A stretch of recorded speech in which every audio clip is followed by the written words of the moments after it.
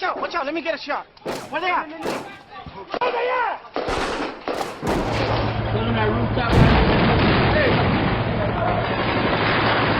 Give me a fucking 42 in the United States! We're east of the riverbed. And, we're taking fire from the west. Roger, stand by, we're popping smoke. Gun runs north and south, west of the smoke, west of the smoke. Okay, copy. West of the smoke. I'm looking at danger close now. Give it to me, I need it. You're cleared hot. Copy, cleared hot. Welcome to the Combat Leadership Podcast. Here's our host, Mike Etor. Ryan Rogers, combat leader. I've been stalking you for a long time on social media. We've interacted via LinkedIn for a couple of years now. I'm a big fan of your podcast, your book, and I've been looking forward to this episode. So with no further ado, again, thank you for being here, Ryan. And for the audience who doesn't know you, why don't you give us your origin story, starting from, really where you were born, where'd you grow up, all the way through joining the Marine Corps, what'd you do, where'd you serve in combat, and all of that. So I'll turn it over to you, my friend. Yes, sir. Thanks. And I'm humbled to be asked to come on your show. And I appreciate that in the words from the beginning there. If people are saying that they're following the show or liking the show, that just reinforces my decision to keep the show moving in the same direction or in a similar direction as it's been. So I appreciate that. As far as the origin story goes, I come from Southern Ohio. I come from probably a middle-class family that Southern Ohio sports were a big deal. I come from a family where I was one of four brothers initially. When I was little, there was four of us. As I got older, there was another litter, on my dad's side that had some more. But, originally there was four of us, and I was second in the pecking order. And I say that because I think it's important. At this point in my life, I've done some things and had some experiences, and then I've analyzed myself to find, just trying to find out more about myself, let's say, as I've gotten older. And I think that one of the big things that comes with being second in the pack, of however big that pack may be, would be that I was never alone. And that plays into a lot of things that come forward, further in life. But so second in the order there,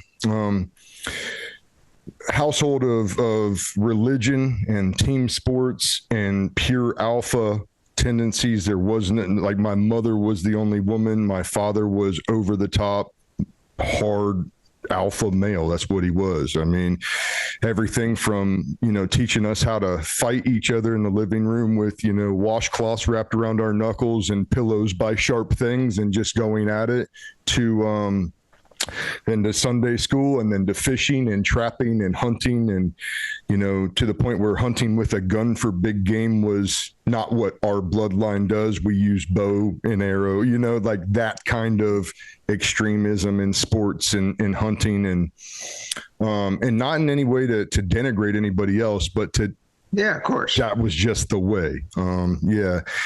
And so growing up like that was awesome. Of course, I was able to shoot from a young age, and I was cleaning animals and processing meat and animals from a young age, which I think is important moving forward in the path I chose in life. And so that was kind of the foundation between church and outdoorsmen and sports. Education was always a huge thing for my father. You didn't get C's or below. You were a B student, or you were not a happy student anymore when you got home. And so my father and my mother, they were in lockstep. Mom was like the tender side, but dad was very much the disciplinary. And he was strict. You will walk the line. And when I was growing up, it wasn't crazy to get your butt swatted with a belt once in a while, so I had that rearing. Dad would just go through the day and give you a number of, that's one, that's two. When you get home, that's the swat you're getting. And you knew why. So, and then growing up, past that, I started to come into my own in my teenage years. I played football, I played baseball, I wrestled, and as did my brothers. And it was good. 9/11 was around my sophomore year. and 9/11 changed the way I looked at life. After 9/11, all I wanted to do was find the quickest route to go get redemption for that. It was kind of, obviously it's in my impressionable age when it happened. It rocked the whole country. And I think that 9/11 itself was a catalyst for a lot of my generational warfighters to be called to the beat of the drum. And that's what happened to me. I was playing baseball and maybe looking to try to go to college to play baseball, at a small school. I was not great. I could throw hard, but that's about what I had going for me. And then when 9/11 happened, it was like, yeah, right, recruiter, let's do this. Parents wouldn't let me go early, so I had to wait. And that's just kind of the path that I took. So then I came into the Marine Corps at 18 and went to boot camp at Parris Island. My career path was as an 0311. Obviously, I said I wanted redemption for 9/11. I wanted to go fight. I had some short-term goals in mind when I joined the military. My dad made me, put down some short-term and some long-term goals. And analyze them and know that, what I wanted to accomplish. And it was fight in Iraq, fight in Afghanistan, and make E5. If I could make those three things happen, I was winning. And then we would, reevaluate what short-term looked like from there. So I came in on a security forces contract. I was an 0311 out of SOY, but came in on a security forces contract. So I went there first over to Chesapeake. Got trained up as a basic security guard, and then I went to Fast Company out of Norfolk, Virginia. And in a lot of ways, and I mean, we'll kind of unpack this, but in a lot of ways that was great for me for what I had coming. And, I think a lot of leaders are like that. As they look at their life in reverse, things start to make sense, or things are like, I'm so glad that happened first. And Fast Security Forces was one of those for me. Bittersweet because my guys were going to Fallujah 2, and I was going to some school, so I felt like I should have been there. However, the experiences that I would pick up in Fast and then subsequent units and deployments rounded me out to be who I needed to be in 2010 for a bad one. Yeah, I love it. Before I forget to ask, how many years did you do in the Marine Corps? Short of 11. I got done. I was around 10 years, and I had some brain damage that they located and figured out that wasn't good. And so I went over to Wounded Warrior Battalion in that 10th year of service, and was asked to no longer. They took care of me. Put me down. Yeah. So were you medically retired? Yes, sir. Yeah. Yeah. Cool. And the other thing is, it's two things we have in common. I was a trapper when I was a young kid too. And awesome. It was a big, I grew up in New Jersey. Everybody thinks of New Jersey like the Sopranos, all of that. I grew up with dairy farmers, northwest corner of New Jersey, and it's still very rural. So yeah, it was a big tradition there, trapping. And I knew guys that had trap lines. They were they were trapping muskrats out of the same holes and streams that their grandfather started trapping as a young boy. Just passed them through the family.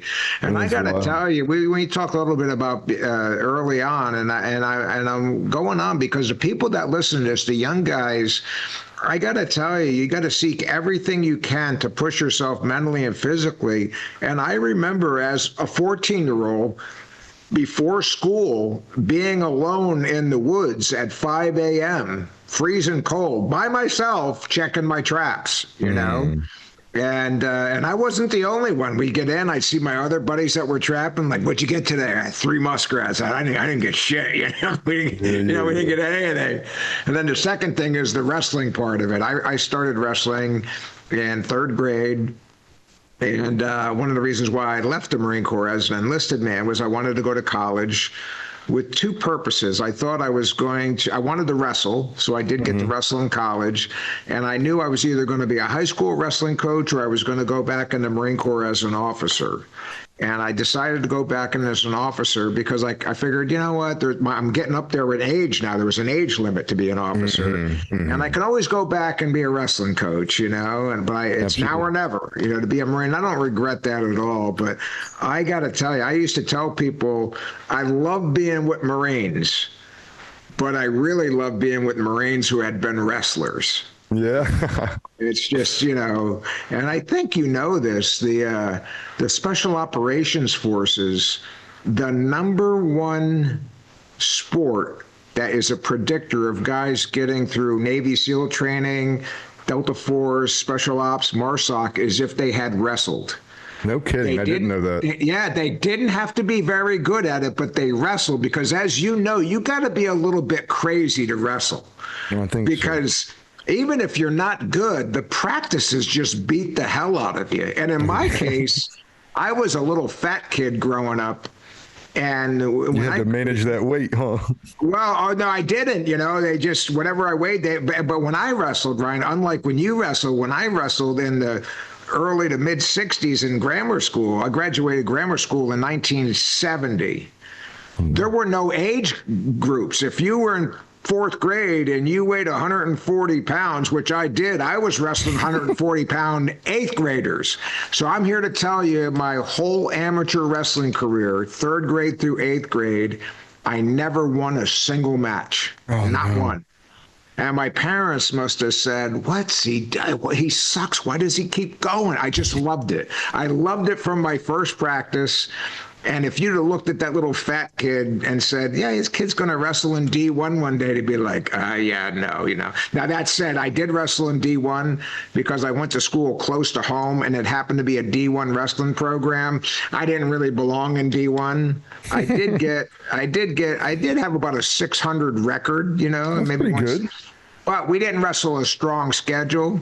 And so I was not going to beat any quality guy. And they have a 197 weight class right now. Back then it was 190. I couldn't make 190. And so I was about 220, 215 and all of that. And again, I just loved it, Yeah. And I think being a wrestler is what gave me the guts to even try to be a Marine in the first place. Yeah. But we talked earlier about formative. And so I guess where I'm going with this, I'd like to get your opinion on this. I think that one of the things young warriors listening to this podcast can do to prepare themselves is to get involved in individual combat sports. Team sports are good, and they're very, very good, football and all of that. But there's nothing like getting your ass kicked in front of a gym full of people to form character, because you got nobody to blame it on. You know what I mean? Not the referee, Absolutely. Nobody else. You went out there and you made a mistake and you got your ass thrown, just right. So any thoughts on that? No, I think you're right. I think, like you said, with team sports, I harp on team sports a lot because it's the first time you learn to lead or learn to follow people, and there's a lot to take away from that. But individual sports, like you said, there is, especially combat sports, there is a lot to take away from. You are the man in the fucking arena. It's you. And when you mess up, you feel pain, and pain is a great teacher. Pain will teach you just about what you need to know throughout life if you let it, and if you take the lessons away. I put my son in boxing at a young age because I want him to understand somebody can punch you in the mouth and you can shake that off and go, oh, I'm okay. I can do this again. And that's another big thing from combat sports, especially at a young age is, and you were talking about the youth these days. I don't think there's very many youth running trap lines at 5 a.m. right now. I train Marines still, and when they come in to train, I always ask, who's played football before? And it used to be hands go up everywhere. It's not hands going up anymore. It's less than a third of them now. And it's like, we need to reinforce manly chores again and manly hobbies again. Yeah. And because they, and that's not necessarily this generation of kids' fault. No. Been attacked for the last 50 years trying to get us where we are now, but it wasn't those kids that were attacking themselves, and we could get into that if you wanted to, but a lot of a lot of masculine tendencies are attacked today, or have been attacked, at least in the near past. And that's got to get reversed. We got to figure out a way to not let that continue to be the way. But it used to be a thing where, boot camp could fix some poor parenting, but you still had tenacious kids. You still had kids coming up and kids that came up hard. And now it's not so much the same. So to be able to fix that in a few months is a little bit harder, I think. But kids that are gonna come in the military, I absolutely agree. You should be boxing. You probably should be doing some sort of jujitsu. Or wrestling. You need to be in those sports. It's not like it's going to make your career, but it's going to make you better for it. Absolutely. Yeah, I agree with that. And, that I am so jealous that these young kids today for the past 20 years have had this Brazilian jiu-jitsu out there.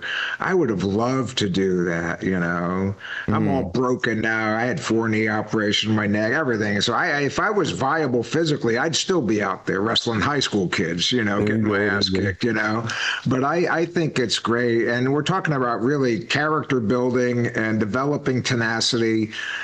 And the ability to take, like you said, an ass kicking and get up, getting punched in the face is a very weird feeling the first time it happens, and you know what I'm talking about. And then after a while, you realize, okay, I can shrug this off. I got to go fight now. I got to get into this. This guy's hitting me.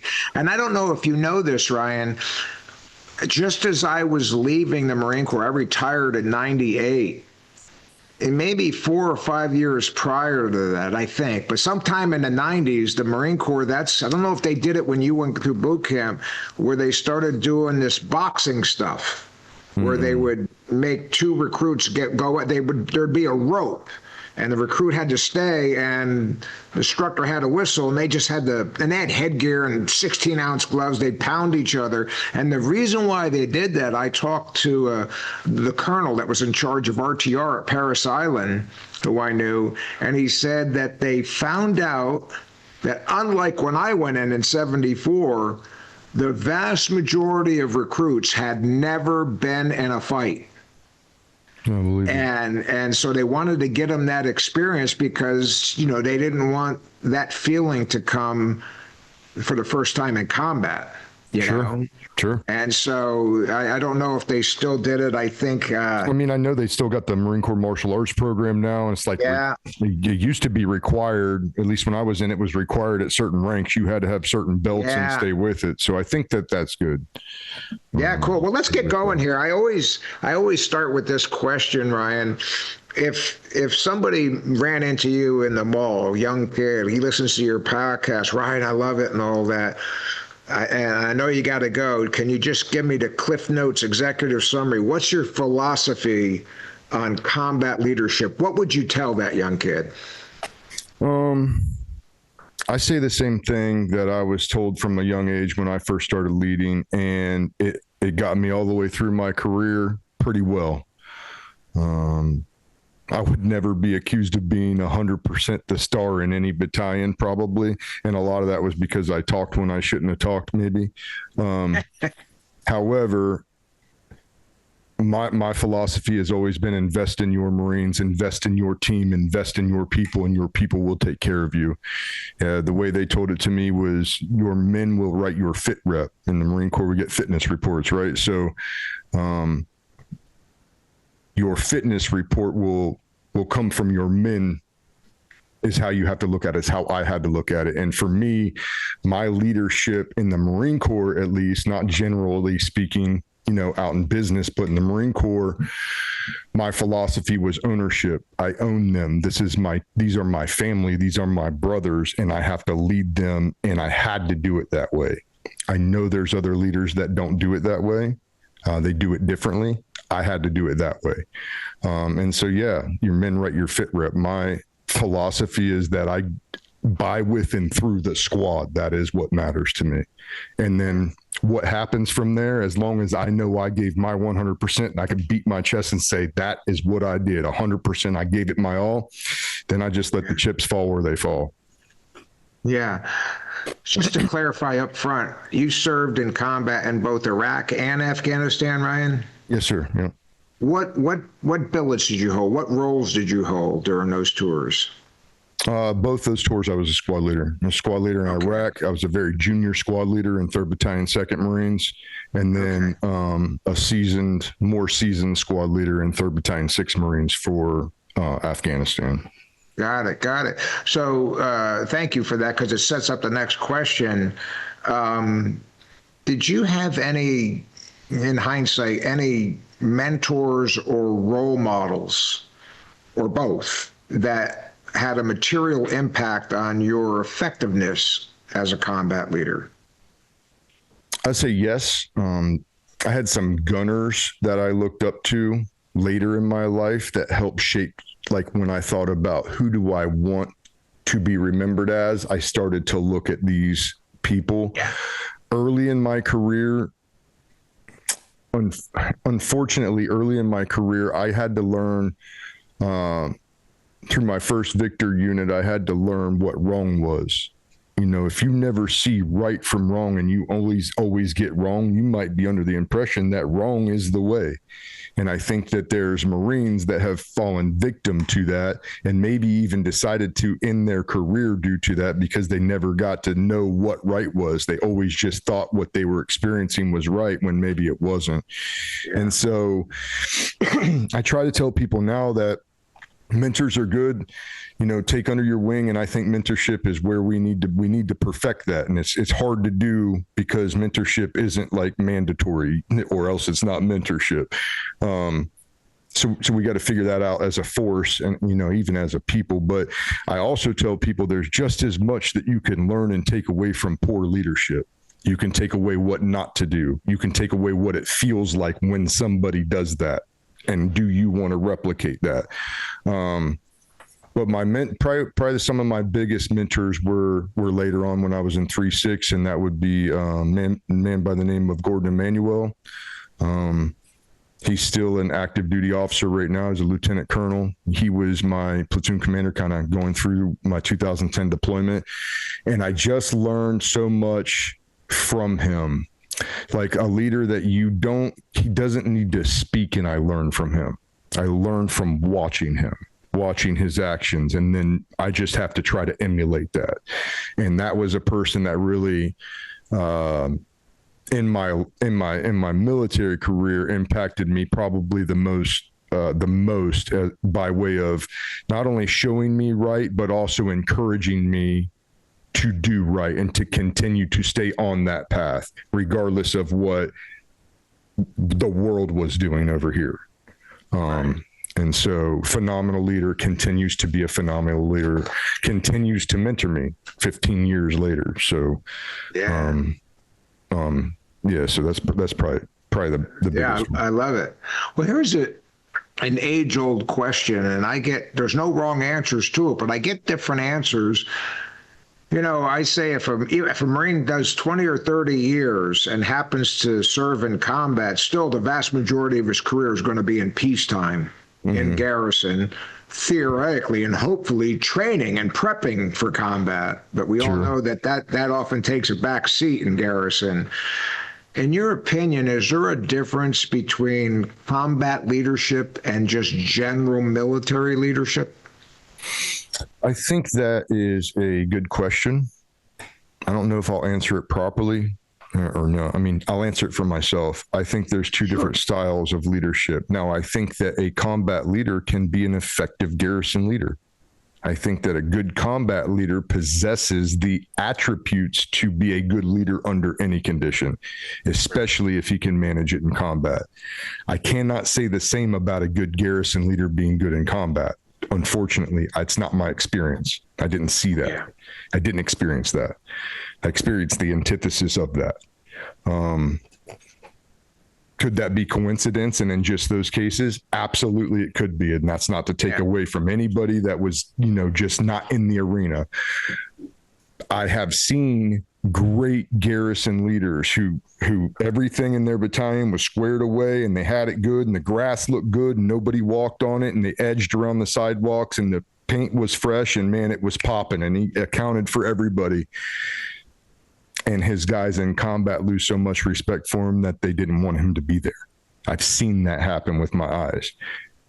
And then I've seen the lieutenant that was just the guy that cared about training, and maybe he didn't look great in uniform, or maybe he bloused his boots a little too low, or maybe he talked when he shouldn't have talked. But when he was training, the discipline was there, the good order was there. The men wanted to follow him. They wanted to make him proud because that was their guy. You know what I mean? That was their guy. They're from this guy's platoon or this guy's battalion. And that guy did good no matter where he was, because the Marines in garrison wanted to make him proud, and the Marines in combat wanted to make him proud. That esprit de corps that comes with, you know, a lot of times hard training or tragedy, and most of the time tragedy. Yeah. I want to ask you, if you will, you know, sanitize mentioning no names and all of that. So it's apparent that you've seen at least one pretty squared away garrison leader. Then he goes to a combat environment and the Marines lose respect for him. Can you share some anecdotes? Like what did he do or not do that turned those Marines off on him? I think that it's not that the Marines prior to combat were turned on to him. It's that he did what he was supposed to do by the letter of the law. Okay, yeah. A lot of people this will resonate with. He didn't ever leave the drill field. He came from the drill field. Everything was lock, snap, pop. It stayed that way. He ran with different drill instructors, that kind of person, that became their persona. And there's danger to that, especially if you get put in charge of people in a title in a Victor unit. Sure. So it's not that in garrison the guys were all about him. It was that in garrison it was undiscovered and he was unexposed in garrison. Do the reports, do the deal. You know, be the account for the guys. Be the first sergeant. You know, move through, make sure things are lined up. Do your part. And unfortunately, then you get that kind of guy into a combat zone where everybody's in combat, not just some people. All of them are in combat. You flew in and dropped off everybody in combat, or drove trucks and everybody came in. Well, now there's things that first sergeant or whomever may have different roles inside combat. And then you might become exposed really quick inside of combat. Men's cowardice becomes exposed quick inside of combat. That same man that could run the shop pretty good and could run the battalion and the logistics and the things and the PT and, you know, make sure nobody gets dirty uniforms or puts their hands in their pockets. That guy can do that in the rear. Sometimes that same guy can't do that in combat. Yeah. I'm just curious, again, no names. Was the individual, this specific guy, enlisted or officer? He was an enlisted man. Okay. So I want to talk about that, Ryan, because, you know, especially this, for the youngsters out there watching this, you know, I was a drill instructor when I was enlisted. I was, in fact, at one point, I was the youngest drill instructor serving at the time. I was 20 years old when I graduated my first platoon. Oh, wow. It was just a fluke. Rank was very fast back then. And so as soon as I got out to the fleet as a PFC, I saw the guys that had been drill instructors that couldn't leave it. Yep. To them, being a Marine was, all right, I'm going to do this FMF thing long enough to go back for my third tour on the drill field. The drill field was the Marine Corps to them, and that's not true. And I will just say this, I want to get your opinion. Just because somebody was a drill instructor or an MSG or any other prestigious billet, that's really good, and it's an indicator that you've got potential, but that doesn't necessarily mean you've got what it takes to be in your MOS, an infantry MOS or combat arms MOS, even in peacetime, much less garrison. That's the first point. And I'd like to get your opinion on this because you were an enlisted man. I'm sure you saw some of these. as a former enlisted Marine, they call us Mustangs. And, you show up and you've got that good conduct medal on, and rightfully so. It's instant respect from the enlisted Marines. It's yours to lose. And I always say one thing. A former enlisted officer, there's only one thing that guy will not make: an average officer. He's either going to be exceptional, or he is going to be the kind of guy where people say, I cannot believe he was even a squared away corporal or sergeant at one point, because he's not as good as the young college kids that came in that got 7 months in the Marine Corps. These guys are kicking ass. This guy is nothing. Any thoughts on that? My experience with Mustangs was always good. I had a couple of different experiences. One of them being in 3rd Battalion, 2nd Marines during that time of my life where he may be the best man in the battalion, if that makes sense. Cool. But he was great. And then some that I moved on and had throughout my career were also. It was always a breath of fresh air when you knew somebody was a Mustang. It was like, okay, at least he's not stupid. You know what I mean? Even though officers are all going to college, that doesn't make you smart. Right. It makes you educated. Right. It doesn't make you smart. And as far as like the special duties, I'm not throwing shade at drill instructors. I'm not throwing shade at MSG. I'm not throwing shade at security forces. But what I am saying is everybody listening to this that's a military member knows the sentiment of not leaving it on the drill field. They know it. Yeah. They know what they're talking about. It's a thing. And you're probably, if you're one of those drill instructors sitting and listening, you're the bane to a Victor unit. You're the bane of their existence. Leave it the fuck alone. Take the good things that you took from drill instructing and making recruits into Marines, and bring only the good sides of it, and leave the rest of that shit. Yeah. Because all you will do is lose everybody. You come in there and try to be a drill instructor, you'll lose your entire Victor unit. That's what you'll do. Oh yeah. Yeah, Marines won't tolerate that, and nobody cares. Nobody cares in a Victor unit what you did in the drill field. Nobody gives a shit. You might as well have skipped the war on them. That's what it looks like. Yeah, I absolutely agree. So you have obviously observed a good number of combat leaders, your fellow squad leaders, your staff NCOs, your officers, a couple combat deployments and all that.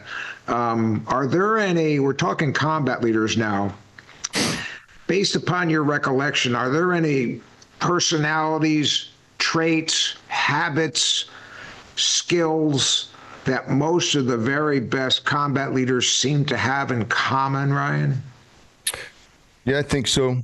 I think, good leaders have attributes, in my opinion, that I've identified that fall in common attributes among good leaders, just as bad ones common, and are almost the antithesis of the attribute, right? So, discipline, good order and discipline, and almost a commanding respect. Good leaders. They know they're good leaders. They carry themselves as good leaders. They take out and look out for their men. They are not prone to political ideology within their command set, meaning whatever the top says, they'll deal with the top. They're going to lead their men and let their fit rep write itself kind of deal. I think the words that I put down on the outline were discipline, rigor, higher order thinking and mindset, stoic attitudes, and devoted. Knowing somebody's devoted to your team, especially in a Victor unit as a leader, is easy. It's easy to know who's devoted and who's not, especially if you're one of the men that means to be followed by them, right? And then on the other side, it's undisciplined, unconditioned, and undevoted. That's what it was. One of the very worst Marine leader officers I ever had openly told the platoon that he was here as a stepping stone to a Fortune 500 company leadership role. Like, don't ever tell your men that in a Victor unit getting ready to go to Iraq. Don't do it. It's a poor choice, right? And that guy was undevoted. He was undisciplined. And I mean like little things, being a brief and bite your nails. Good leaders aren't being in the brief biting their nails. That's a little tiny thing. And I know we talk about some of this stuff maybe coming up, but there's little tiny things that are fundamental and foundational building blocks that if you're around people long enough, you start to understand that's what good leaders do and that's what bad leaders do, or not leaders. I wouldn't call them leaders sometimes, right? Devoted. You can tell who's devoted. And by devoted, what do I mean? Well, devoted to your job. If you're an O3 leader, you're devoted to your profession. You're learning about where you're going next immediately and divulging that with your small unit leaders. You're making your guys think. You're getting them culturally aware. You're stepping into an area and bringing in and like fueling the fire of that Esprit de Corps, because you know they're going to need that. You're not waiting on somebody to tell you to do something, lieutenant or captain. You're doing it, right? Those guys are devoted. The other guys, the antithesis of everything I just said, and you can see it. What lieutenant's sitting around and the other ones are out with their guys? Those are easy things for Marines to see, I think. Yeah, I love that. Well, we may have fairly terrified some of the youngsters listening to this, because now we're telling them some guys are doing good in garrison and they fail in combat. It's like, oh my God, am I going to be can I be Ryan Rogers in combat? And my thought is, well, Ryan Rogers wasn't even Ryan Rogers when he first went in. If somebody pointed at you as a knobby-headed recruit, that guy's going to be a pretty good combat squad leader. I bet the drill instructor would say, that guy, what I mean? Because and they would have said that about me too, you know what I mean? Yeah. So my point is this. For those people out there, what's your thoughts? Just good average Marine, willing to learn, the student of his profession, devoted to being the best leader possible. Can that guy, the non-superstar, can he become at least an effective combat leader? 100%. 100%.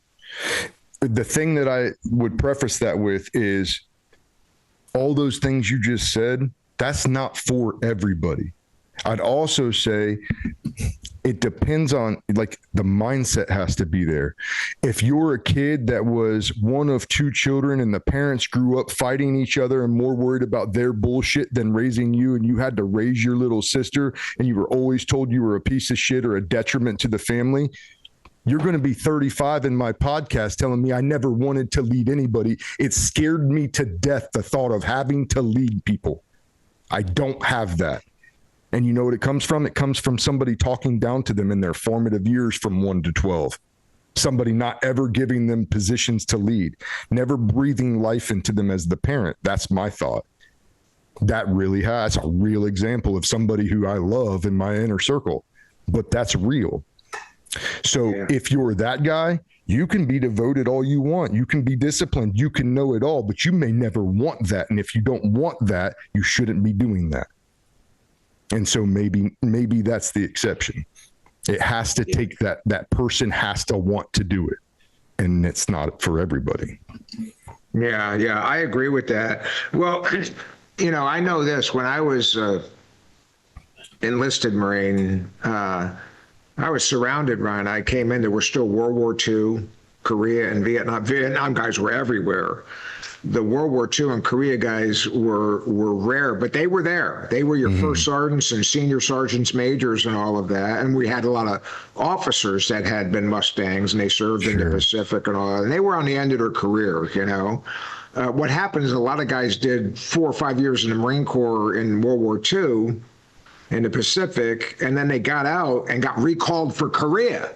A lot of people don't know this. I got guys in my hometown that did 3 or 4 years in the Marines in the Pacific.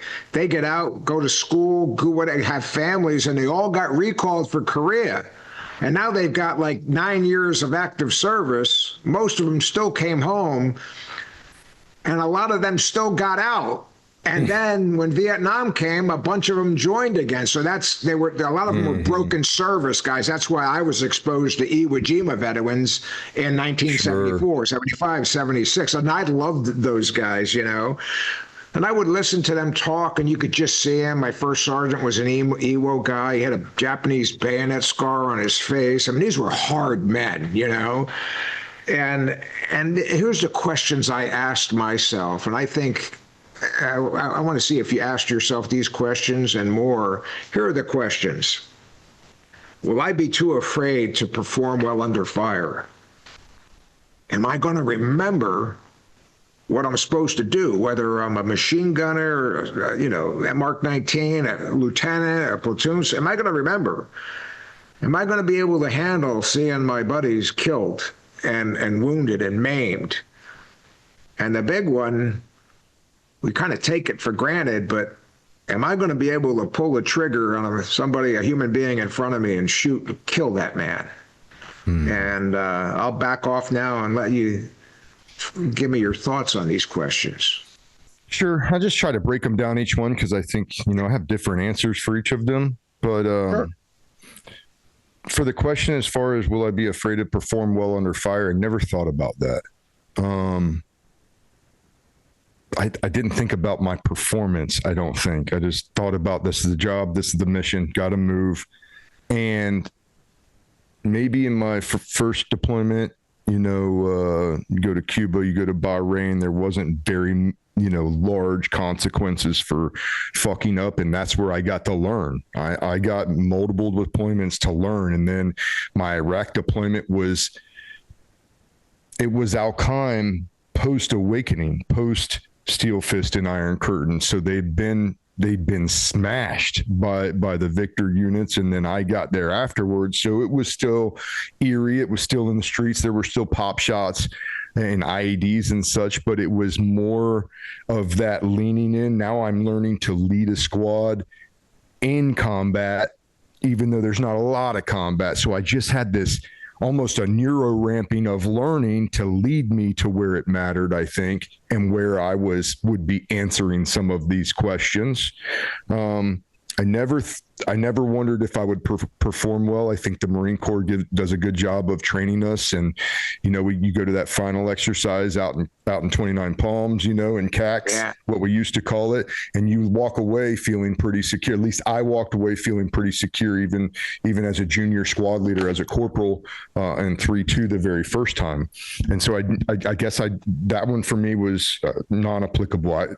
I felt ready to go when I went. Will I remember what I'm supposed to do? I think there was a little bit of yes and a little bit of no there. Will I remember how to fight? Now I know how to fight. I know how to fight a team, my squad. I know how to do that.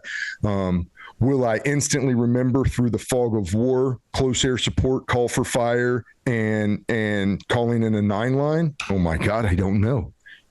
So to mitigate that, I got sleeves and I wrote them on me. I will remember. I'll have it right here. So to those yes or no questions, I had mitigating resources for them. If I thought any way in the world that I couldn't make that call goes on me somewhere. I don't care if it's tattooed. It's on me somewhere. Now I can do it. Now that question's answered. And so that would be a yes and a no for me. Will I be able to handle seeing my friends killed or wounded? I never wanted to see a Marine wounded or killed. I didn't like thinking about it. However, did those thoughts come to your mind prior to going in there? Yeah. I wanted to know, I didn't know how I would handle it. I knew that it was a high possibility, especially in 2010 for the invasion of Marjah. I knew that people were probably likely going to get hurt. I didn't want to think about it because I know that through my philosophy of leadership as ownership, that would fuck me up. So I just didn't like to play it out. I didn't like to think about it, but it absolutely was in my head. Yeah. Yeah, I agree. I want to talk about something that's always controversial since the time of recorded history with the Roman legions. And you'll do this. I faced it as a young enlisted man. I know you did too. And you were on both sides of it. So what I'm talking about is the topic of discipline, which is different things to different people. What I'm talking about is when your squad leader told young private or PFC, Rogers, hey, you need to get a haircut. In fact, we get haircuts once a week. And hey, your uniform, come on. And hey, we got field day and all that stuff. So inspections. And if you were anything like me, I'd be like, all right, I'll do it. What's the point? You know, what's the point? You know? And so I think, and then as a squad leader, you're the guy enacting it, you know? And so a couple of questions on this. This stuff, which is throughout the ages have been referred to as chicken shit. I mean, this is bullshit. How does this make us fight, you know? Mm-hmm. Does it transfer? Does it have value in a combat? Like, nobody's going to yell at you for a haircut for the most part, or, you know, dirty uniform. Yeah, it's all you got at some point, you know. I mean, I can show you pictures of me in a combat environment. I wasn't ready for any form of inspection. Had no water, couldn't shave. The uniform is filthy. I got my hands in my pockets because it's cold, you know, that kind of stuff and all of that. But the stuff in garrison, we do it whether we like it or not. Does it transfer? Does it have a purpose? Does it help at all once that unit goes to combat? I think there's probably a lot of ways that people would say that it helps and that it's a good thing. I don't know a lot of ways, but I know for sure that strict discipline and good order and instant obedience to orders and accomplishing a task for the O3 fields, that's a big deal. That's a big deal. If I tell you to get a haircut, you get a haircut if for no other reason than I told you to get a damn haircut. Because if I say rush that machine gun nest, I need you to rush that motherfucking nest. And I need you to do it right now, and I don't need you to think about it. I need you to do it.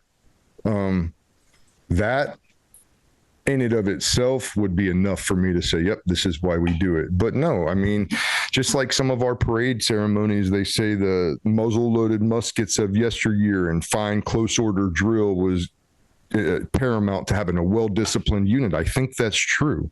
I think it's true. The more like a machine everybody is, and the more in lockstep, I know exactly what you're going to do. You know exactly what I'm going to do. You're in my team. I'm in your team, and we are one. As long as it's like that, the fighting gets pretty easy. We're better than most people. But if you are undisciplined unit and maybe you got some star members in the platoon, they're like, fuck you, I'm not getting a haircut. Well, then that breeds, dishonesty and disloyalty. And then you have that shit on the battlefield. Maybe you have a team leader puffing his chest up to a squad leader in the middle of the night. Maybe that's what you have. Maybe it's in a combat zone. And maybe now that has to get handled in a combat zone. And what's that look like? I've been there. I know what that looks like, and it's not good. That has to get handled, and then there's further reaching implications to that, obviously. And I would just say the less disciplined you are in the little things, the less disciplined you'll be on the big things. If you can't manage a haircut, how can you manage a gun target line? If you can't manage a haircut, how can you manage my support by fire? Yeah. And so there's always something. In boot camp, we carry our canteens like at this position right here with the 90-degree angle. Well, because we're going to carry a rifle right there, and we're going to do drill, and we're building muscle memory and habits, right? There's always something. Even the folklore and the spirit de corps, some of it's bullshit, but it's bullshit to build shit for a reason, so that you can state it and be a foundational structure for your thinking and your ideology when somebody says, yep, it's World War, go that way towards the sound of the guns. Sometimes you need that. I had a guy in a group counseling. I did a lot of counseling since I've been out.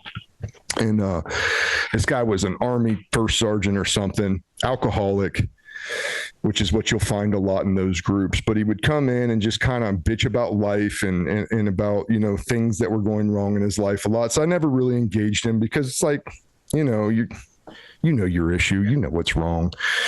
But one day he came in, he started saying, well, I got my hair cut today and I was going to get my hair cut, and there's this dumbass Marines coming in just all piped up and putting their chest out. These young kids don't know what the fuck they're talking about. And he starts talking about how they're first to fight. And he said, I just laughed at him, and then I chewed their ass for thinking that there's something after that, these young Marines. And I was like, man, now I got to stop you. Because as a squad leader, I need that young Lance Corporal to think just like that. I need him to be invincible. I need him not to know the bureaucratic bullshit that a 20-year-old tech sergeant alcoholic is going to share with him at the barbershop. I don't need that. I need him to be invincible. We train him for a reason to think like that. We train them for a reason to think like that. Doesn't mean they're not smart. It means I need them to be cockstrong and ready to go. I need them to want war. That's what I need. Otherwise, when war comes, we don't have people that wanted it, and that's bad. And so I don't know why I go into that other than to think that the discipline, that's probably not a great discipline story, but that's, his lack of knowing or force, forward thought of what those guys are, why we want them like that. I wish he had discipline to shut up that day, I guess is what I'm trying to say. Yeah. I want to do a follow-up question on this that I just thought about. I'm going to put it on the outline from now on, Ryan. And you've seen these guys, there are some guys, like you said, the guy that thinks he's a superstar, and maybe really is, he's a really good Marine, he can perform, but he decides the rules aren't for him. My experience was, to your point, the Marine who seemed unwilling or incapable of just following basic rules. Look good. Clean your living space. Make sure your weapon's clean. Show up on time. Don't drop out of runs. Have your gear ready. We do humps. Don't drop out. Do your shit. The guys that I couldn't trust to do that in peacetime, when we went for real, there was no combat genie flying around and said, you're no longer a shitbird. You're going to be great in combat. Problem children in the rear are almost always problem children in combat. That's my observation. And my advice is, if you're a leader, you need to take care of that in garrison. You may not go to combat with that guy. The next guy will. But don't let a monster grow within your unit. Your thought. Yeah, I think at some point it gets to that. If it's really a guy that doesn't give a shit, he should just lose the boat space in the battalion and go away and bring somebody in that wants to do the job. That's what I would want to do. I would want to have the leniency from the command to be able to get rid of that person. Now, if this is a guy who's a great performer, picked up Lance Corporal, picked up Corporal, had a DUI. Now that's a new command. They don't take it easy on him. They hammer him. They look at him like a shitbag. That guy still goes to combat and performs. Yeah. So it depends on which shitbag, I suppose. And then I've even seen the guys that, we're not the sharpest tool in the shed. And in the rear, you would have thought, oh my God. Oh, okay, you're in team 3. You're don't slip. You've had those guys where you wondered about them, like, and you want to focus on them and get them trained up. And I've watched that guy perform in combat like nobody's business. Just go right into the training and do exactly what his body told him to do and do well. So the shitbags you're talking about are the guys that don't give a fuck. Yeah. I'd rather cut them loose and get them away from my people as quick as possible. Yeah, I agree with that. And the guy you're talking about that wasn't the most impressive, the sharpest tool in the shed, so to speak. I've had guys like that. I've observed guys like that. And they were rarely discipline problems. They just seemed to think about 10 seconds slower than everybody else. They just had difficulty with stuff. They were generally not the good guys, but they needed supervision, And just delayed guys, maybe you would call it. And it's not like delayed in their like missing chromosomes, not like that, but like right. Not maybe delayed in the Marineisms, delayed in the instant response or the instant work ethic. Maybe they came from a poorer work ethic, or maybe they came from a family that didn't have work ethic at all. And then they were just trying to catch up to everybody else, maybe. Yeah. I agree with that. Last question on the topic of discipline.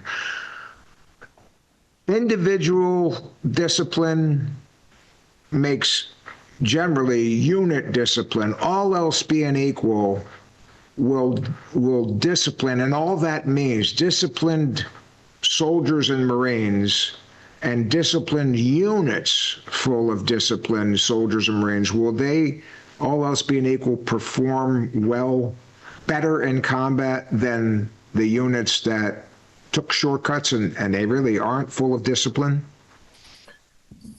I mean, if you're talking about generally speaking, and I'm sure there's, exceptions to that rule, but I think so. But we also have to remember that, the individual lance corporal is out on the front lines, can make an international incident right now. Oh, yeah. That individual can make a decision that will have worldwide implications, international implications. So how important are individual and unit discipline to combat effectiveness, and what leaders can do to develop and maintain it? Yes, because the individual can jack up an entire AO by killing one of the wrong people, it's very important that we train both at an individual, a team, a squad, a platoon level, which is what we do as a Marine Corps, but the training must be good.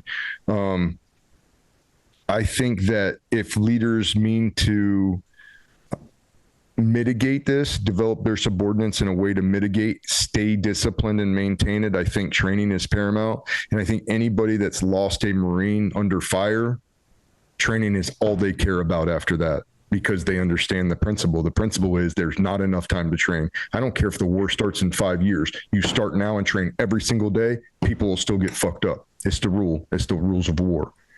All right. So you have to do that. And then if I'm a combat leader of today, my men are reading as much as they're training. And that makes me maybe a tyrant. I don't care. They'll see the good in it later. They will have reading assignments that they owe me as a lieutenant. My lieutenants will have reading assignments that they will owe me as a captain. My company commanders, as a lieutenant colonel, they'll owe me stuff, and I will make sure that I foster a reading culture within the battalion that I'm in. I feel like that in it of itself, with the right books, makes a combat element more lethal when done correctly. So understanding your enemy, read. Understanding your mission, understand it by reading. What is my mission? What is my outcome that I need to get on the battlefield? You have to understand that. And for me, combat boils down to individuals making individual decisions to best facilitate the mission of the team, squad, platoon, larger element. But discipline on all levels from the individual up have to be maintained in combat, or things go awry very, very quickly. Like I said, one guy in a team shoots the one wrong person, that turned 15 of their family members into guys that are now in my AO trying to kill us. Instantly, no matter how many other ones there already are, that whole family's now wants to kill me. And that's because one guy had bad discipline for positive identification, didn't get it, and shot somebody. One dude. Now let's say you have 10 of those dudes in a platoon. That becomes a dangerous outpost real quick. Yeah. So that's probably what I got to say for that one. Yeah, that prompts me to ask this question or make a statement. Let me tell a little anecdote here. When I was a captain, there was a great school the Army had called the Infantry Officer Advanced Course. And the Marine Corps used to send about 12 of us a year to that, 2 or 3 per class. They had several classes. And we wanted to go to it because it was a really good tactical school. We thought it was superior to amphibious warfare school in the Marine Corps, which was a generalist. This was an infantry school for captains, pre-command. Mm-hmm. And when I was there, I was very impressed. The Army had like a 3-day in that school, about a 3-day seminar on the My Lai massacre, which you're aware of, which was a heinous thing. And to your point, this was a rogue company commander and lieutenant, and they just shot up, their platoons. They just murdered innocent people, and it was on magazines and all that. We really suffered for that. And I was really impressed with the Army's willingness to bare their soul on this and talk to these captains and saying, we can never do this again. Here's where we'll end. And I was so impressed. some of the instructors said, "Well, you got any Marines in here? Stand up, Marine. What do you think about this?" And I think he wanted to say, "Oh, well, the Marines would never do that. We're better than that." Whole class, I was in the back row, whole class turned around, like 400 guys turned around, looked at me, and I said, "I'm impressed that you're doing this. I've learned a lot," because they had me like guys there, investigators, and people there. And I said, "Let me tell you, Marines are capable of this. An 18-year-old Marine with a rifle and a bayonet, he's capable of doing a My Lai massacre. I think the difference is NCO leadership. There ain't enough lieutenants to go around. There ain't enough captains to go around. But you show me a strong unit with strong NCOs, that's when that sergeant says, whoa, hey, no, we don't do that. Yeah. We don't shoot women who are unarmed. We don't do that."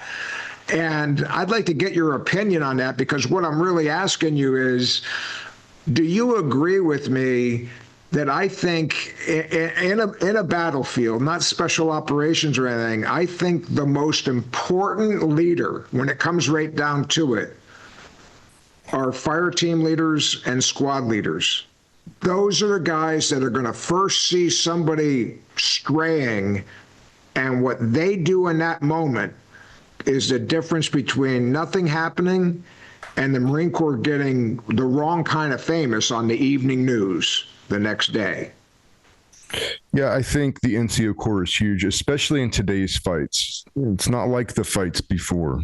Today is very much a team and a squad fight, so you have to have those NCOs. You have to have it, because that may be the only supervision that squad gets in a month.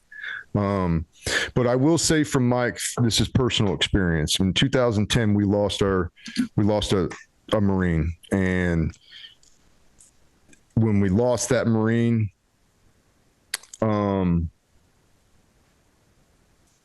as you can imagine, losing somebody is not fun. There's a bit of rage that comes from it.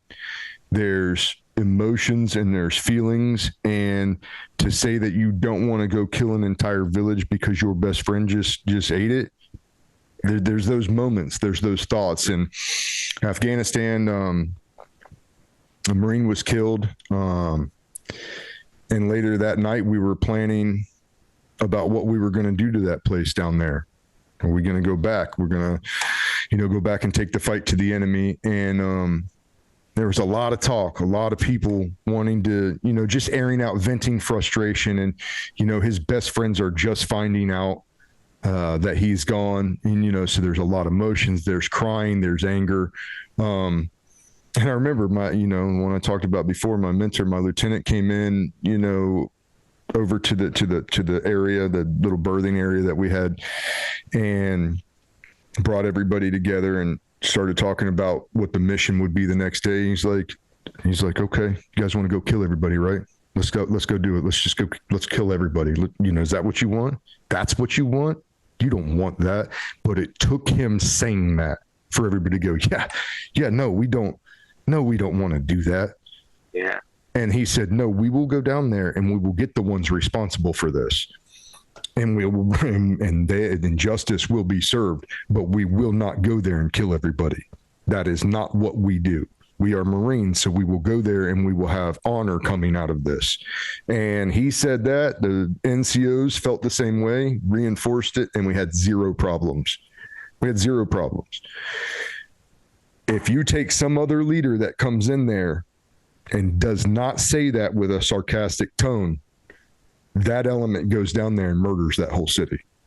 Yeah. That's what happens. If you have a weak lieutenant and weak NCOs, or morally weak NCOs, there's a lot of getting aired out about the military community right now about morally weak NCOs in different special units and special places.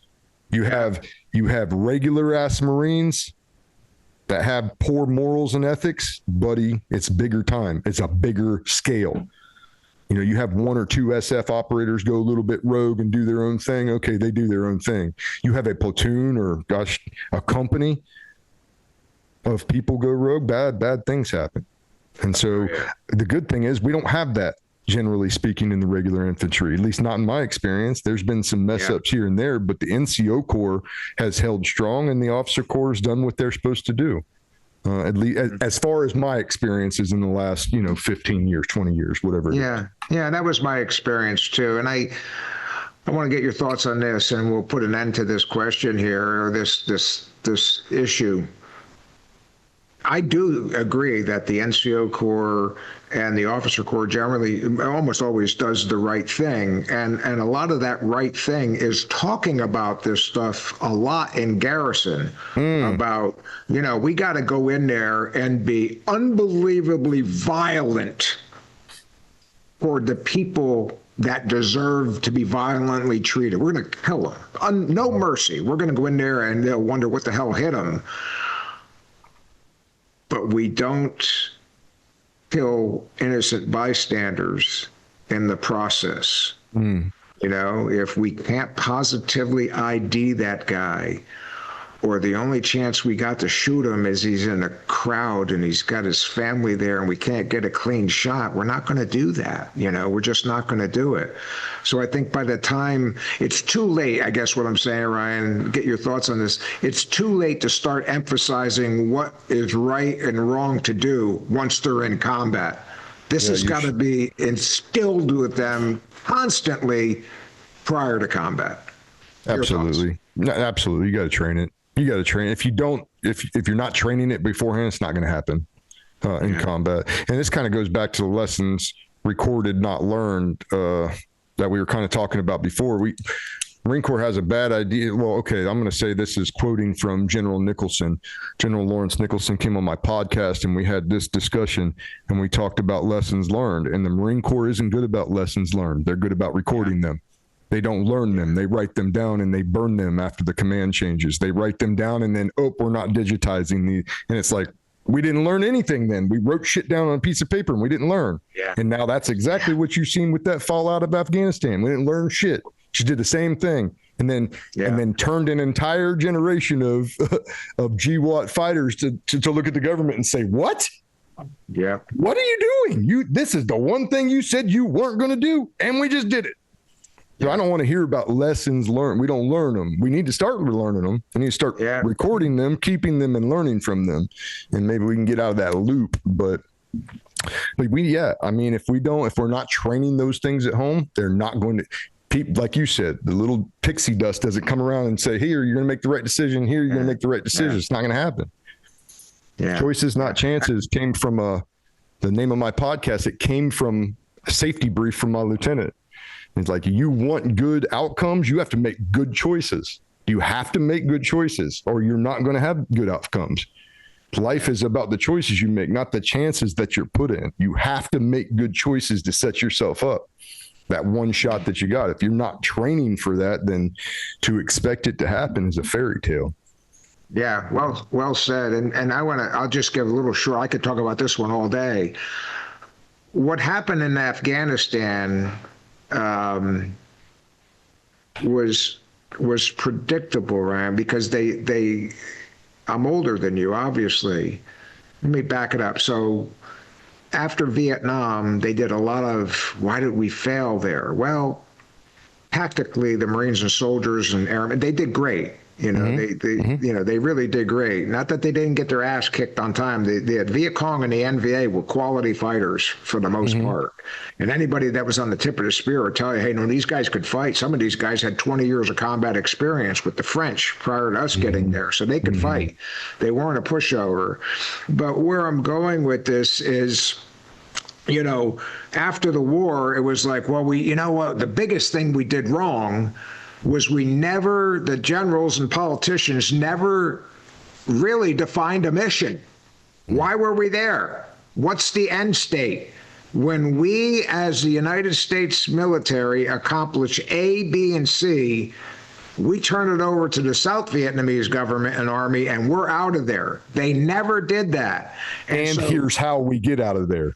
Yeah, exactly. And so I sat through, and every general and admiral that was involved in Iraq and Afghanistan sat through with me countless PMEs in the 70s, 80s, and 90s about this. We'll never do that again. Never. Mm-hmm. So fast forward to Desert Storm, which I will never hold up as the role model for savage combat. Right. But you could ask every one of my Marines, why are you here in the Saudi Arabian desert getting ready to attack into Kuwait? Sir, we are here to expel the Iraqis from Kuwait. Is that it? Yes, sir. What happens when we do that? We're going home. Our job is to throw the Iraqis out, restore let the Kuwaitis take over their country again and get out of here. And I and others watched for 20 years in Afghanistan and Iraq where there may have been something early on, but then it vacillated and we repeated the sin. We absolutely repeated the sin. Now, no knock on guys like you. The Marines and soldiers, the guys on the ground in Iraq and Afghanistan fought as bravely as Guadalcanal, Iwo Jima, whatever your standard is for savage combat. Hue City, you can't blame the troops. Every one of those generals and admirals. General Mattis, obviously a smart guy, 5,000 books supposedly in his library, the warrior monk. Yet he was once in charge and he did not go to the civilian leadership and say, what are we really supposed to do here? And it kept changing. Mm-hmm. And I could go on this all over and over. And if I had my way, every general and admiral would be brought up, especially this, Ryan. Every Afghan vet that I know, that I talked to, I still have a really good network. And I was talking to these guys in 2002, 2003, 2004, and they all said the same thing. It won't end well, Mike.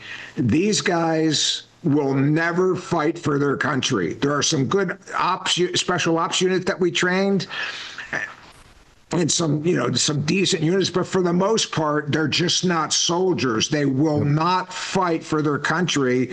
And anyone that says otherwise is lying. And that lie perpetuated itself for nearly 20 years. And then when push come to shove, I'm no President Biden fan, but I actually think he listened to his generals. Oh, they're good. All the years, Brian, not at your level, but at the officer level, they're great. A lot of progress, this and that. They were pathetic. And every Afghan vet that I knew that dealt with them said, they're just lying, and they continued the big lie. So the problem is that I feel like it was the military lying to the president. Right? Oh yeah. So you absolutely have a bunch of generals. And here's where it can maybe I can lose some fans here, and I don't care because it's a real thing. When you have generals making lies and what a lot of people don't see is that general retires from the military and then gets a nice, cozy 7-figure job with General Dynamics or Raytheon or your big weapons contractor. Well, motherfucker, I think that's a conflict of interest if I'm going to get hired on there and I'm continuing the war and saying everything's going good, let's just keep going. Everything's going good, let's just keep going. We got these missions going. I'm feeding Raytheon these weapons contracts. I'm feeding the system. And then it's like, okay, now the sane mind in me has to sit down and say, okay, so what? Maybe that's how we stay ahead as a country, as a unilateral superpower. Maybe we always have to have some kind of war somewhere so we stay on the forefront and the precipice and the bleeding edge of technology and combat so that we don't fall behind like Russia did and get smacked by a nobody. That's what happened to Russia. We don't want that to happen to us. For sure. And we can look good in the NATO view, in the world view, by pushing some of these old weapons that are outdated by our new weapons. Like, I understand there's probably like a pattern to why we do things. I understand that. It doesn't mean I like it. It doesn't mean the lies are good. It doesn't mean that having yes men as the general officers in the Marine Corps and other branches is a good thing. I think that was one good thing that came out of Lieutenant Colonel Stu Scheller, now working for the Undersecretary Pete Hegseth. One of the good things, I had him on my show right after. They were afraid of him. And when they're afraid of something, they show their hand and they go way overboard. And they did that. And until the Marine Corps and the bigger military in general did that, I was like, ooh, maybe he's wrong. Maybe he shouldn't have done this. And when they did that, and I went, oh no, we got to cover this, boy. They're pushing way too hard. What is going on? And it's exactly what's going on. And people don't like to talk about it. It makes us all uncomfortable, but Stu's right. And so is the SecDef. We need meritocracy reinstalled into the branches, and we need to figure out how to do that. Otherwise, these wrong generals are going to be there when something big happens, and we're going to be up Schitt's Creek. Yeah, I agree entirely. I would go back, like I said, every general officer, every colonel, everyone that ever put their name on a report saying that this unit that we're training, this Afghan unit that we're training is good to go. A lot of progress. Hell, it was less than 2 weeks. And less than 2 weeks. I know guys like you are proud of your service. You made a difference in your sector. You killed a lot of bad guys. A lot of the Afghans and Iraqis were thankful that you were there. But at the end of the day, the Taliban controlled the country, and we got our ass chased out of there at the strategic level. And why did your guys, in hindsight, why did your guys die and get maimed? For what? Well, I have a good answer for that. I have a good answer for that, because I can't, the for what doesn't sit with me. And I watched a lot of hitters turn into victims over the last few years, and it pisses me off. It's like, you're not a victim.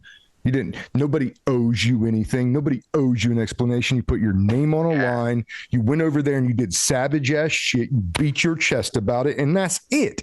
That's it. Yeah. If for nothing else, we were given, hand delivered as a generation of warfighters, the ultimate arena to go and test ourselves in. That is enough for me, first of all. But second of all, what did my guys do? For what? The for what is me betting on the come. And the betting on the come is this. We were there for 20 years, which seems like a long time. But for that number of years that we were in the Middle East, not just in Afghanistan or Iraq, we were in a lot of places, Syria, different places, right? What did we do? The for what for me is this. What did your guys do? I would say for 20 years, we breathed an ember into an entire race of people, an entire group of people in the Middle East. We breathed this small little flame, and we blew on it, and we showed them. We took some of them and that were extremely oppressed, and we relieved a little bit of that, and we showed them, if you could just fight for yourself, this is what you could have. We're showing you what you could have. We're showing you schools. We're showing you hospitals. We're showing you women voting. We're showing you all of this, and you can have it, but you have to want it. And so what did we do? Our generation breathed a small light in the inside of these people to show them what they could have if they wanted it. But they have to want it. And they have to want it more than they want the Taliban and Sharia law. They have to want it more than their men throwing babies over sea wire and running for themselves away from their women and children to try to get on planes. That's not wanting it enough. And I say, if that's what you are, if that's the representation of man that you are, or of people that represent you, and after 20 years of us helping you, that's what you give me, then you don't deserve this help anymore. Then you need to be toppled, and you need to be hand selected just to be smashed into the ground for an extended period of time, until that light that we blew into you gets a little bolder. And then maybe you take over. But I can't say it was for nothing. We did something. We showed 20 years. For 20 years, there were little boys and little girls that didn't have to get beat as sex slaves in certain places in Afghanistan. Yeah. So there was something that we did. There's some people that were absolutely helped and shown and given a way out. And so that's the feel good side. That's the for what side. The other side is, man, it gave me some place to extend what I wanted to do with my life, that arena. It gave me the arena to validate myself. I like those comments, and like I said, I don't know if I said this. I don't know of an Afghan vet that was surprised at how it ended. But I also don't know of an Afghan vet that is not proud of what he and his guys did. Sure. In their area and all of that. And I have never heard that analogy before about blowing an ember. And I think you're right. And I it doesn't mean it'll flame. It doesn't mean it'll flame. Yeah, and that's exactly right. If it ever does burst into a flame, it'll validate a lot of what happened. You know what I mean? A lot of sacrifice and bad things that happened. So sure. I know it's a touchy subject and all that. Let's move on to the next topic here is fear and uncertainty. Little bit, we mentioned it before. I think everybody asks themselves prior to combat, hey, the first time I hear bullets snapping by my face, mortars hitting and all that, am I going to be able to overcome my fear and do my job? So there was a first time for you, Ryan, and then you proceeded to see a bunch of other guys' first times. How'd they do? How'd you do? And what advice do you have for the young ones out there that haven't faced it yet, may never face it, but someone listening to this podcast is going to face? Is there anything they can do to prepare and better increase the odds that they're going to feel fear for sure? How are they going to control it and motor on? Yeah, fear is normal. Fear keep you alive. Fear keep your men alive. I think understanding that fear is a natural emotion, even for a war fighter. Understanding that that's okay is the first thing. And then it's like, okay, now what do I do with this? And a lot of times, as Marines, you just compartmentalize. You can be afraid of something and say, okay, I'm afraid of that. I'm still going to go here. And so that's how I worked it. I compartmentalized my fear a lot. And I don't know how many people are religious or if you talk about religion much on this channel, but I am. And so when I was afraid, I would pray. And I was afraid of different things maybe than a lot of people were afraid of. Of course, nobody wants to die. Okay. But that wasn't the thing I was afraid of the most. The thing I was afraid of the most was getting wounded and slowing the momentum of the squad. And I know that sounds like, oh, that's real stuff. Well, that's how I felt, especially at that time. So I would just pray that when I get hit, I want to get hit in the head. I want to get deaded in a full explosion. I don't want to look like a bitch in front of my men, because if I look like a bitch and I'm crying or whatever in front of my men, that will slow them more than if I just take one and I'm done and it's final and it's go. You keep pushing. And so a lot of times in my prayers, it would just be for that. Let me be quick. That way it doesn't slow the momentum, because if it slows the momentum, it's going to hinder the squad in more ways than one. And so that would probably, that kind of speaks to the fear that I would have. I think in Marjah in 2010, everybody thought that the chance of dying was pretty significant, at least after the first couple of days, because the combat was outrageous. Fighting machine gun bunkers and such, fighting 50 cal Dishkas coming down on people and anti-aircraft guns and things you never thought that in 2010 you'd be fighting against. At least me, that was my fault for not reading about my enemy again. But fear always hit me as one of my guys was going to get hurt, or I was going to slow momentum. So that was the fear that I had, I guess.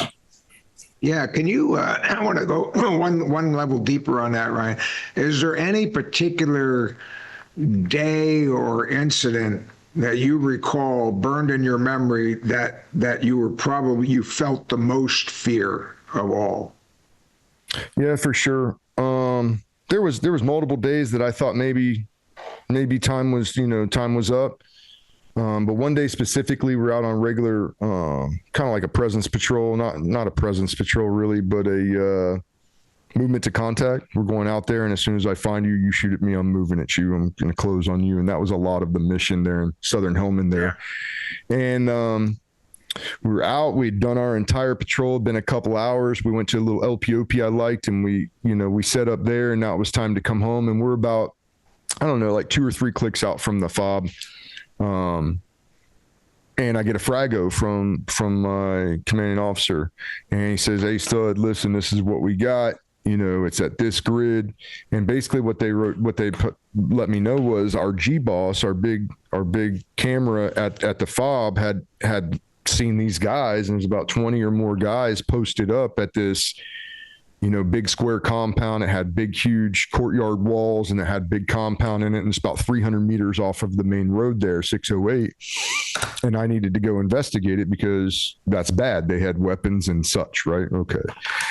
So we flip the squad. I roll over to this wadi network that's, several hundred, maybe 200 meters off the road. And then there's another 300 or 400 meters off of that road, open desert, to get to this big house. So it's not the ideal situation.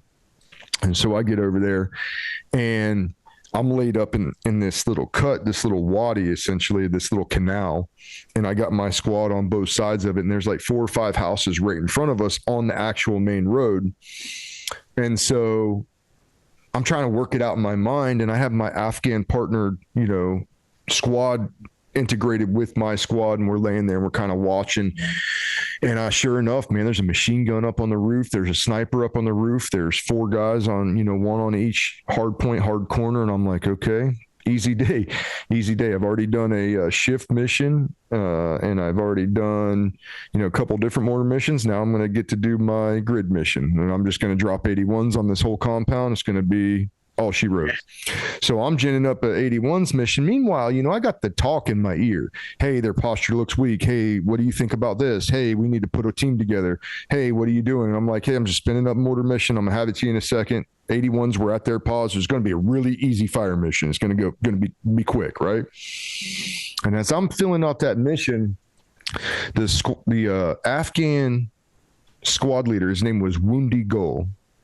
And he had fought with the 10th Mountain and some other stuff. He was a real fighter. That first Kandak that we got were real fighters. But Woundy was cool, and he would always paint his face like with mascara and stuff before we'd go out on raids or on patrols. But he came up to me. He's like, "Sergeant Rajas, this no good." And I'm like, "Yeah, you're right. Wrong place. This is about to be no good." And he's like, no. So essentially what he was trying to pass me was that this was some sort of local militia. Like they were good guys. And I'm like, "Nah, dog, there's no local militia here, dog. Like, that's not a thing." And he's like, "I tell you, I know them. We speak." And I'm like, okay, hang on. And that's the start of where the fear started. Because now it's like, okay, what are we going to do about this then? Because I've never heard of this.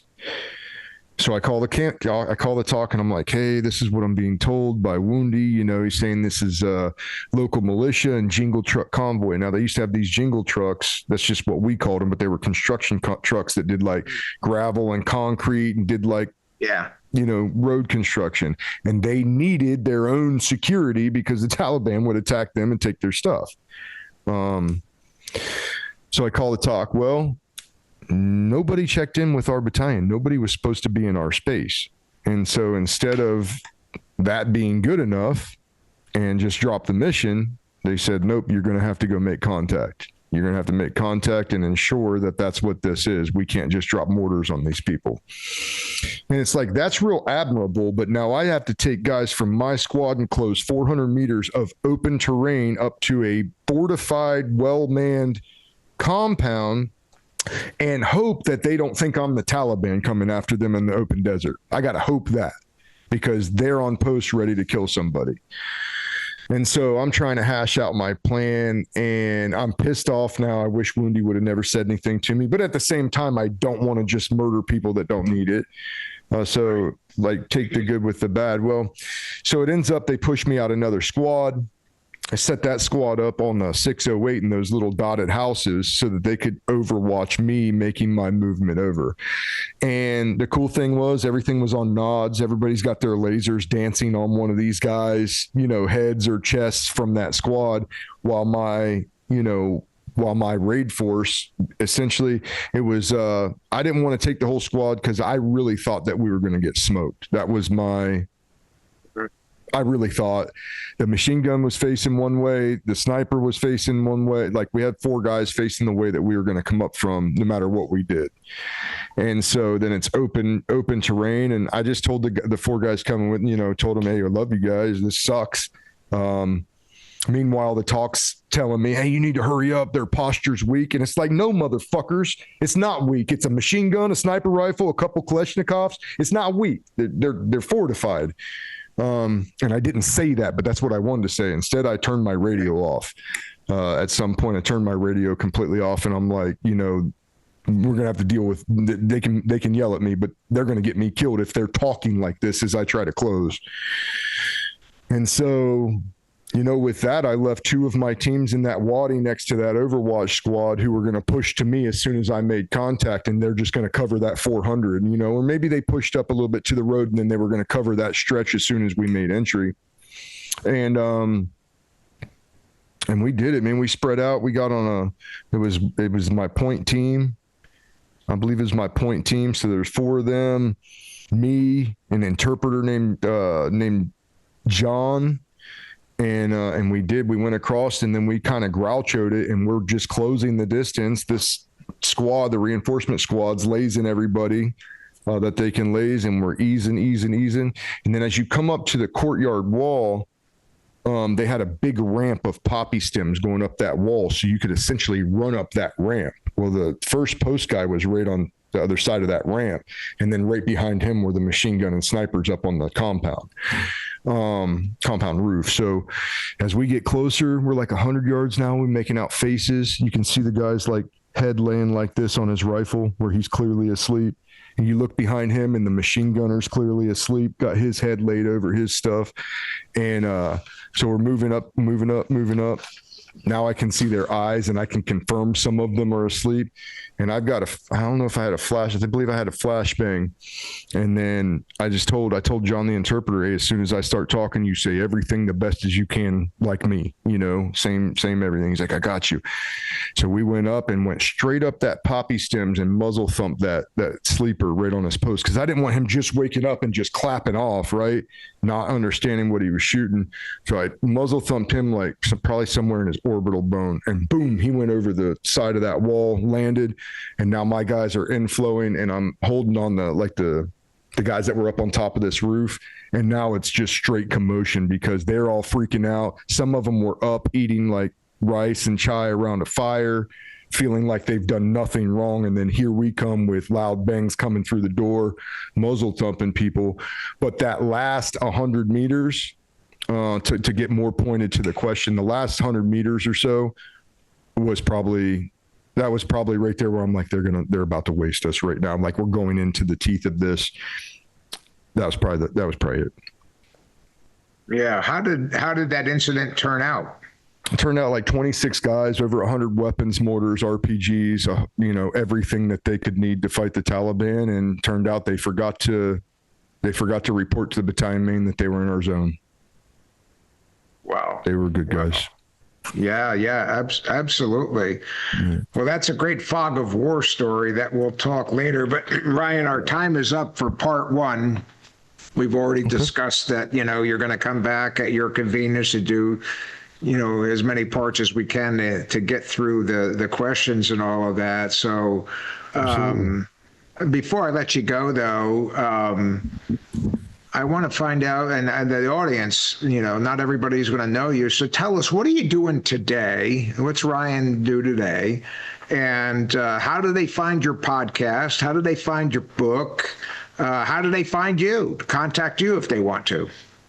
Yeah, absolutely. So what I do today for my day job, I train advanced gunfighting skills to Marines on the East Coast, different places. And I enjoy that. I work for a company called Conflict Kinetics, and on the bleeding edge technology simulators and really making guys fast. We take a human performance optimization angle at gunfighting. And so there's a whole lot more science that goes into it that I'll spare you right now, but we're able to speed guys up like never before. And we're able to not only record their decision latency process, what it takes from stimuli to the synapse running to their finger to bang. We can record that. Not only that, but then we're almost training that like a quick twitch muscle system, like you would with a boxer throwing fast punches and getting his muscles into that quick twitch. We're able to reduce that decision latency, because in the end of the day, if you're 7 feet from me and I pull the trigger on you first, I'm going to win that gunfight. And so the first person to see it and pull the trigger, so first person to see it, hit it, wins it. And so for close quarters, we're doing that. And then we also have some precision stuff and some longer range stuff, some longer based, training that we give the Marines, which is, gives me purpose, love it. And I get to stay in the cut with the Marines, which is cool.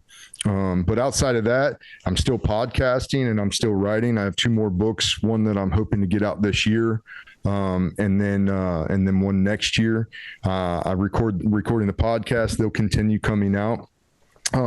But with work, I'm balancing that, so it's not on a regular schedule. I had it like every 2 weeks on a regular schedule, and now you'll get cluster dumps sometimes, and sometimes you'll be a little bit spread out between shows. And but doing that, and you can find the podcast at Choices Not Chances Podcast. It's on Spotify, it's on Apple Music, iTunes, it's everywhere that you consume podcasts. Also on YouTube, and you can watch the recordings, or you can just listen, via the Spotify on your way to from work, or on vacation, hitting the road, whatever it may be. The book you can find on Amazon, or you can hit me up through any one of my social medias. I'm Facebook, LinkedIn, Choices Not Chances on Instagram, and I'll send you a signed copy, cheaper than what you can get one unsigned from Amazon. So signed copies there. But yeah, you can find me anywhere. You can also get a hold of me at rogersryan063@gmail.com. And I also have a website, choicesnotchancespodcast.com, and it's undergoing some changes right now. We're going to put a spot in there to be able to secure speaking. I have speaking engagements all through the year this year, and I've started taking more and more of those, talking to both small unit and big unit leaders in the business world, as well as doing military balls and leadership consults and things of that nature. So you can find me at the email given, or any one of those social medias as well. Well, excellent. Well, thank you. I can't thank you enough, Ryan. I knew this was going to be a great conversation, and I don't want to say you exceeded my expectations, because I expected it, but you've shared a lot of wisdom here that's going to help maybe your great-grandson one day, or mine, or some young warrior that's not even born yet. So I thank you for that. Looking forward to the next episode. So thank you so much, my friend. And for the audience, I hope you enjoy this podcast, this episode. Please share it with everybody so they can join our ever-growing tribe here and learn about how to prep for war and, become an effective combat warrior, first of all, but then a combat leader. And so we are rounds complete for this episode. And as always, leaders, have a great day and go forth and lead well. We hope you've enjoyed this podcast. Please subscribe, rate, review, and recommend to your friends. Please visit our website at combatleadership.com. Until next time, remember the words of the ancient philosopher Plato. Only the dead have seen the end of war.